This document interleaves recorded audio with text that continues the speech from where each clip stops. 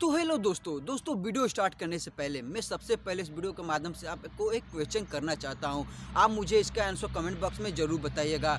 दोस्तों, क्या आपके साथ कभी ऐसा हुआ है कि आपको किसी ने कहा हो कि मैं आपको एक काम करने के लिए दूंगा, आप जैसे मुझे उस काम को कंप्लीट करके मुझे सबमिट कर देते हैं, मैं उसके बदले आपको उतनी सैलरी दूंगा। आपने क्या किया, उस काम को ले लिया और उस काम को कंप्लीट करके उस बंदे को सबमिट कर दिया। अब जैसे ही पैसे सैलरी लेने की बात आई तो उसने उसे अनदेखा कर दिया, कहा कि आपको ही मुझे पैसे देने पड़ेंगे। दोस्तों, आपको डराने के लिए बहुत सारे मैसेज जो कि मान लीजिए कोर्ट के माध्यम से जो नोटिस होता है वो आपको सेंड करेंगे।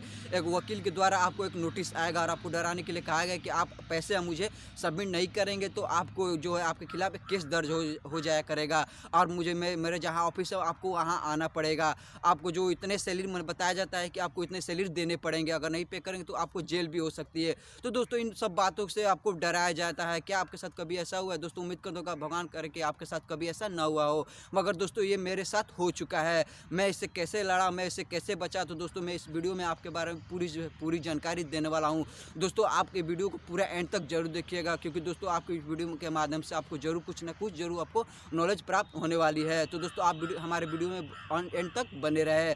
तो हेलो दोस्तों, मेरा नाम है अनुपम चौरसिया और आपका स्वागत है हमारे यूट्यूब चैनल टेक टेट्रा में। तो चलिए आज का वीडियो शुरू करते हैं।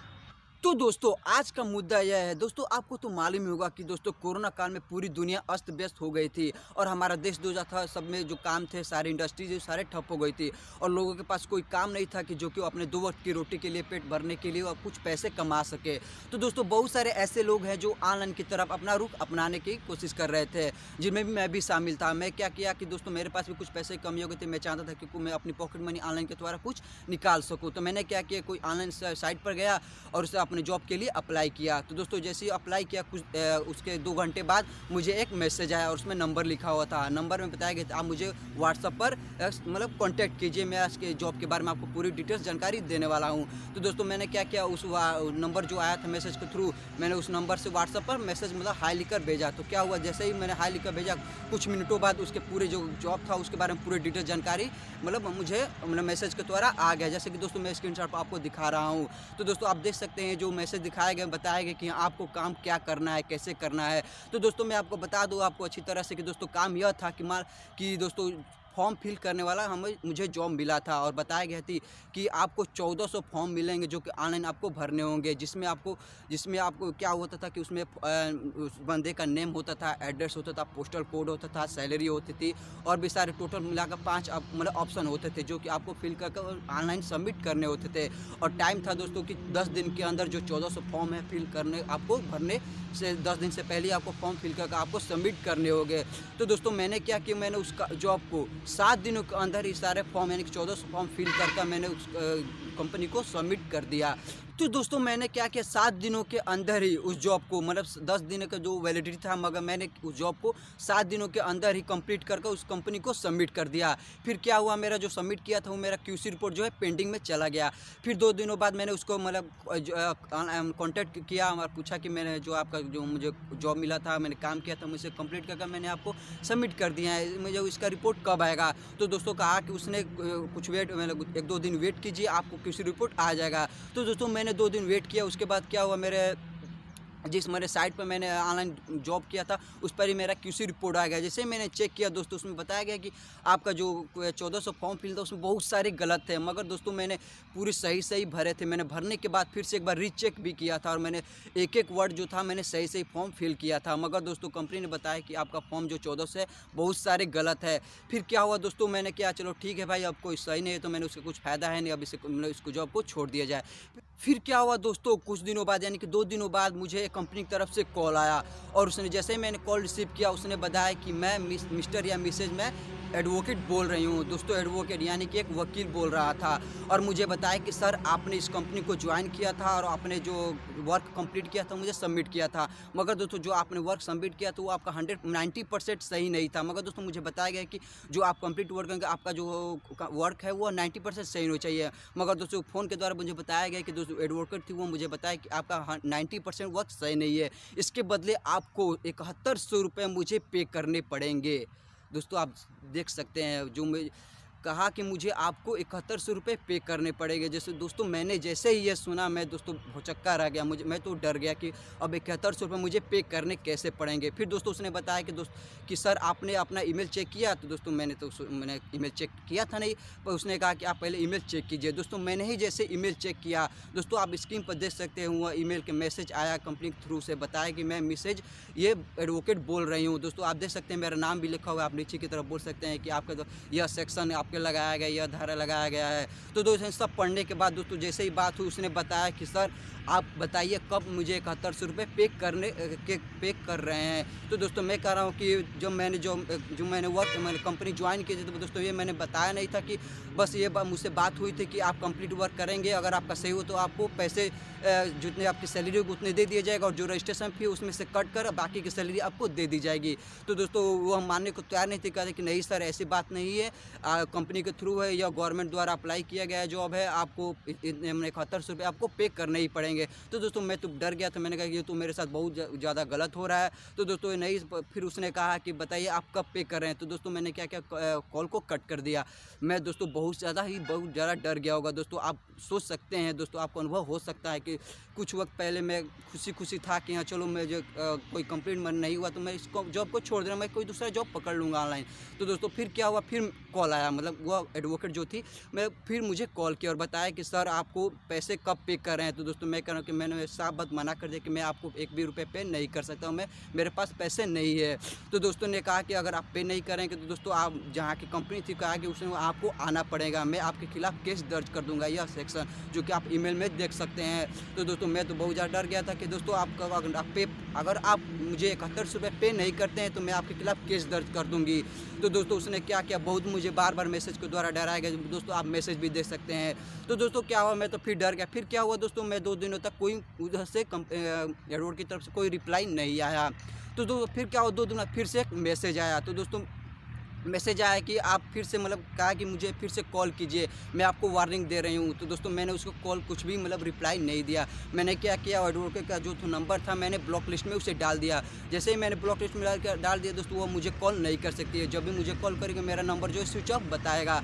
तो दोस्तों क्या हुआ, उसने कॉल न करने के अलावा मुझे एक मैसेज भेजा, यह भेजा कि आपके खिलाफ एक केस दर्ज कर दिया गया है। जैसे कि दोस्तों आप मैसेज को स्क्रीन पर देख सकते हैं। कहा है कि आपको ये सेक्शन के धारा ये लगाया गया और आपको आईडी जो केस है यह हो गया है।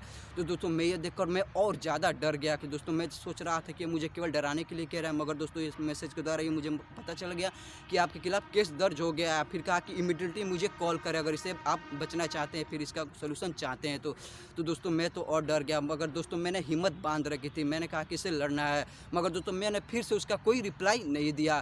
फिर दोस्तों फिर क्या हुआ, 2 दिनों बाद और एक मैसेज आया, जैसे कि दोस्तों आप फिर से स्क्रीन पर देख सकते हैं। उसमें बताया गया है कि आपके खिलाफ यह केस दर्ज हो चुका है और 72 घंटे के अंदर आपके एड्रेस पर पुलिस पहुंच जाएगी और आपको पकड़ लेगी, क्योंकि आपके खिलाफ केस दर्ज हो चुका है। मैं दोस्तों फिर से और ज़्यादा डर गया दोस्तों। मेरे आँख में से उस टाइम बहुत सारे आंसू गिरने लगे थे, क्योंकि मैं डर गया था दोस्तों। मेरे आँख में से आंसू गिरने लगे थे। मुझे ये सोच रहा था कि मैं इसको पैसे कैसे पे करूँगा, मेरे पास तो पैसे है नहीं, और मेरे मम्मी पापा अगर जानेंगे दोस्तों मेरे खिलाफ क्या रिएक्शन होगा। दोस्तों मैं बहुत ज़्यादा डर गया, मैं आपको बता नहीं सकता हूँ। दोस्तों जीमेल का मैसेज देखकर और व्हाट्सएप का चैट देखकर मुझे दोस्तों बहुत ज़्यादा डर लग रहा था। दोस्तों मेरे आंख में से यहाँ तक कि आंसू भी गिर चुके थे।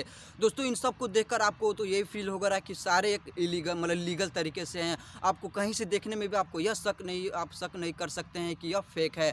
मगर दोस्तों मुझे पता नहीं क्यों ऐसा फील हो रहा था अंदर से कि मुझे लग रहा है कि यह फेक है, और मुझे केवल डराने के लिए यह सब मैसेज और जीमेल और व्हाट्सएप चैट के द्वारा मुझे डराया जा रहा है, और बार मैसेज कर मुझे डराया जा रहा है कि मैं उसको कंपनी को किसी भी तरह जो 7100 रुपये उनको पे कर सकूं। मगर दोस्तों पता नहीं क्यों मेरे अंदर से आवाज़ निकल रही थी कि यह फेक है, केवल मुझे डराया जा रहा है। मगर दोस्तों इन सबको देखते हुए मैंने फिर से हिम्मत बहुत ज़्यादा बांध रखी थी, मगर मैंने उसका फिर से किसी भी प्रकार का मैंने ना कॉल किया, ना मैसेज किया, किसी प्रकार का ना जीमेल किया। मैंने साफ बात किसी भी तरह का मैंने उस कंपनी को, उस एडवोकेट को कोई भी रिप्लाई नहीं दिया। मैंने दोस्तों फिर क्या किया, मैंने कुछ वक्त रुक गया, फिर 1-2 दिन गया, 3-4 हफ्ते, 2 हफ्ते 3 हफ्ते टाइम निकल गया और फिर उस कंपनी की तरफ से मुझे कोई रिप्लाई नहीं आएगा। दोस्तों जो बताया गया था कि आपको 72 घंटे के अंदर आपके घर पुलिस पहुंच जाएगी, उस टाइम तो मैं बहुत ज़्यादा डर गया था। मैं सोचा कि मेरे साथ क्या होने वाला, भगवान मुझे रक्षा करे। मैं भगवान से बस यही प्रार्थना कर रहा था कि भगवान यह केवल कंपनी जो है मुझे डरा रही है, केवल डराने के लिए मैसेज, जीमेल और व्हाट्सएप चैट के द्वारा मुझे केवल डराया जा रहा हो, यह केवल फेक हो, बस मुझे डराने के लिए सब किया गया रहा हो। तो दोस्तों 3 हफ्ते टाइम निकल गया मगर कंपनी की तरफ से कोई मतलब रिप्लाई दोबारा नहीं आया। पुलिस जहां बता रही थी कि 72 घंटे के अंदर आपके घर पुलिस पहुंच जाएगी, दोस्तों कुछ नहीं हुआ।